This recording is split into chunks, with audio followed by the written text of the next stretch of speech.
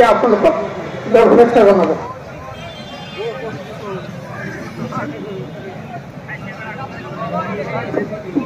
নমস্কাৰ,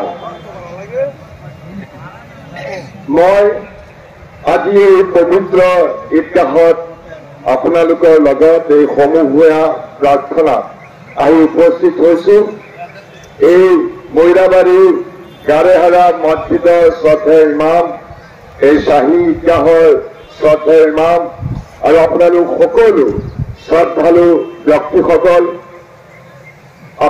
আপোনালোকে সকলোৱে ইয়াত আজি পবিত্ৰ এই ঈদৰ দিনাখন, ঈদ উল ফিতৰৰ দিনাখন এমাহ জোৰা কৃচ্ছ সাধন আৰু আত্মশুদ্ধিৰ যাত্ৰাৰ পিছত আজি আপোনালোক সকলো সমবেত হৈছে। আৰু এই সমূহীয়া নামাজ প্ৰাৰ্থনাৰ বহুত শক্তি আছে। আমি সকলোৱে প্ৰাৰ্থনা বিচাৰিছো, প্ৰাৰ্থনা কৰিছো যাতে বিশ্বত সদায় শান্তি শৃংখলা সবৰে মনত শান্তিৰে থাকিব পাৰে। আমাৰ সমাজত গা কৰি উঠা যিটো পৰিৱেশ, হিংসা, বিদ্বেষ, ঘৃণা আৰু বৈষম্যৰ যি বীজ বাষ্পই আমাৰ সমাজখন ভাঙি ধৰিছে, আল্লাহ ভগৱানে যাতে আমাক শক্তি দিয়ে, এই পৰিৱেশ যাতে আমি আঁতৰাব পাৰো।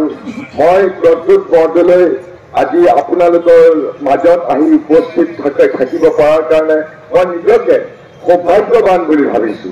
মই আপোনালোকৰ ওচৰত সকলোকে প্ৰাৰ্থনা জনাইছো যাতে আপোনালোকে দোৱা কৰে, যাতে আমি সকলোৱে মিলি পৰিৱেশ উন্নত কৰিব পাৰো আৰু বিশ্ব শান্তি, ভাতৃত্ব এই পৰিৱেশ যাতে আমি ঘূৰাই আনিব পাৰো। মই আপোনালোকৰ পৰা দোৱা বিচাৰিছো। ইছলাম ধৰ্মী লোকসকলে এমাহ জোৰা কৃচ্ছ সাধন আৰু আত্মশুদ্ধিৰ এটা বৰ ডাঙৰ প্ৰক্ৰিয়াৰ মাজেদি আহি পেলাই আজি এই পবিত্ৰ ঈদ উল ফিতৰ উৎসৱ আয়োজন কৰিছে, পালন কৰিছে। আৰু এইখিনি সময়ত সমূহীয়া যি প্ৰাৰ্থনা, সমূহীয়া প্ৰাৰ্থনা সকলোৱে প্ৰাৰ্থনা কৰিছে, নামাজ পঢ়ি পেলাই প্ৰাৰ্থনা কৰিছে যে বিশ্বত যাতে শান্তি শৃংখলা আৰু ভাতৃত্ববোধৰ ভাৱ গঢ়ি তোলে আৰু ভাতৃত্ববোধৰ ভাৱ যাতে গঢ় লৈ উঠে, সেইকাৰণে চবেই প্ৰাৰ্থনা কৰিছে। মই নিজেই শুনিছোঁ, যদি ইয়াতকৈ আৰু ভাল কথা কি হ'ব, সমূহীয়াভাৱে চবেই কেৱল শান্তি, সুৰক্ষা আৰু ভাতৃত্ববোধৰ এইটো বৰ ডাঙৰ বাৰ্তা। আৰু সেই বাৰ্তা আমি সকলোৱে আদৰণি জনাইছোঁ।